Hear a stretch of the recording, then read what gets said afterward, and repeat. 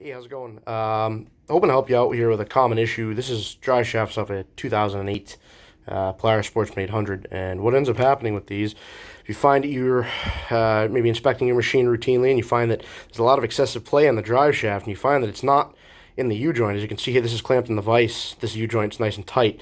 What can happen is these splines are designed kind of poorly, and they wear over time. They already have some play as it goes, and the more you use the machine, the more they get kind of mangled up.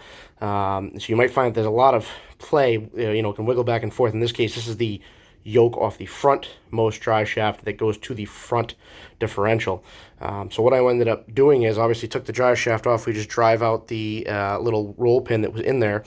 And then I went out and I got two 5/16 sets, stainless steel set screws. I got myself a 17th 64th drill bit and the corresponding tap. If it's this is an 18 thread per inch setup here on these set screws, is going to be a 5/16 by 18 tap. What you're going to want to do is this is cast, so you can drill this. You're going to center punch your hole on the opposing side away from the hole, obviously, that the roll pin normally goes through. You're going to want to go ahead and center punch it, and then very slowly you can drill a hole through.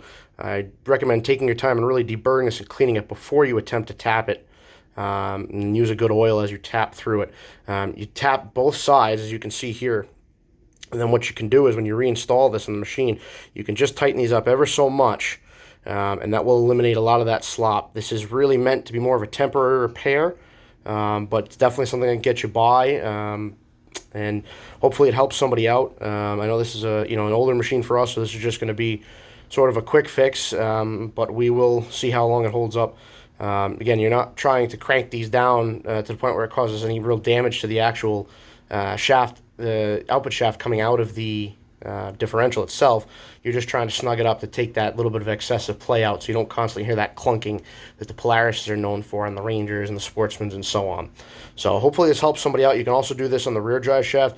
I would not recommend doing this in the opposing ends, because obviously the opposing ends of these is designed to act as a slip yoke. It needs to move back and forth on that shaft that comes out of the transmission, or the transfer case rather, so that you just want to be able to do this on the front for the actual differential side of things. So hopefully this helps somebody out.